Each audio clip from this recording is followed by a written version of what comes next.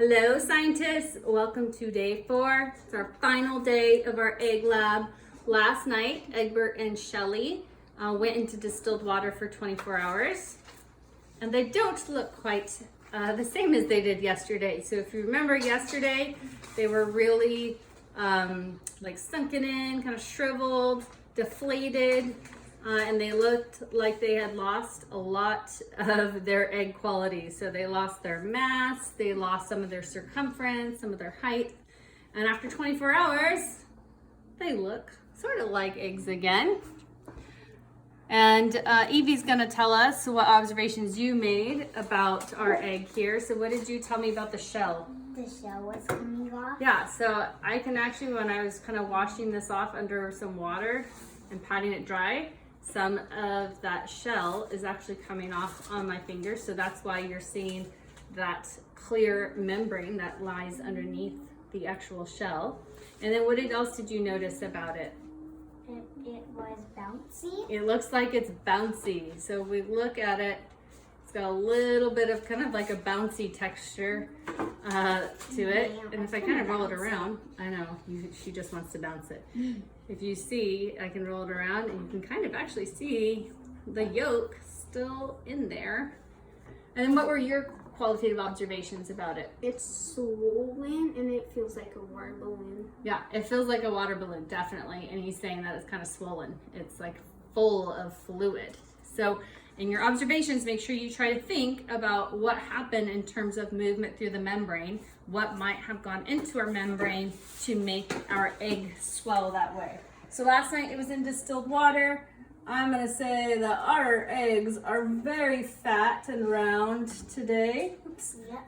So swollen, bouncy, Shell was coming off. shell came off. What else did we say? Feels like a water balloon. Yeah, full of, how about we'll just say full of fluid.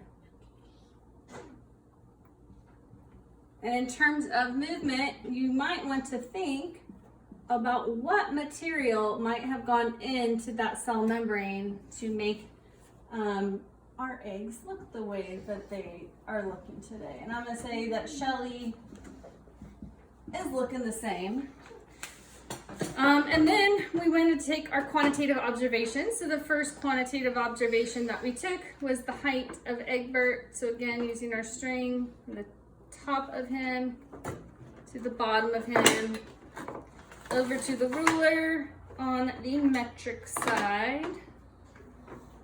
And we found that his height Was 695. Yeah, it was 9.5 or 95 millimeters was his height. And the circumference,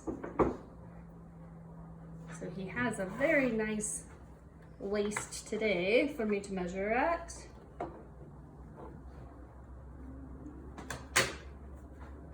What was his circumference? 165. 165 millimeters. So yesterday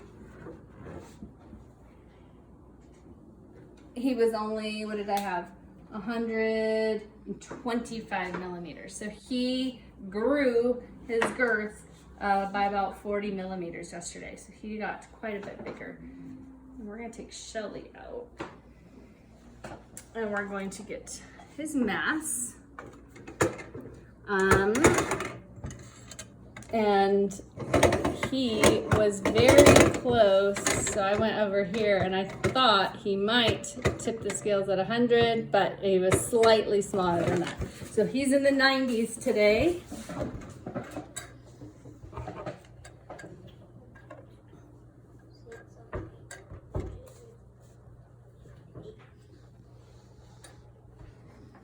And we're looking for those lines to match up. So I need to back off a little bit here.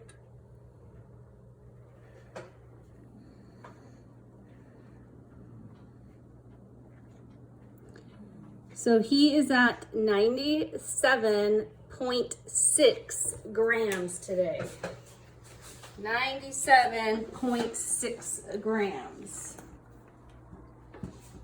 And I'm gonna go ahead and fill in Shelly's because we did already figure out hers. She was 85.4 0.4 grams, grams. and she was 100 154 millimeters. millimeters and 88 millimeters. So remember that the whole point of this lab was obviously to get to play with eggs, which was pretty cool. But more importantly was we wanted you guys to figure out what was happening with movement through the membrane. So look back over the days, think about the solutions they were put in. Were they hypotonic? Were they hypertonic? What materials might have moved in through that cell membrane and what materials might have moved out through the cell membrane. Now we want to give Shelly and Egbert a final goodbye. So we are gonna go outside and we're gonna have an egg toss. So we'll see you in just a second.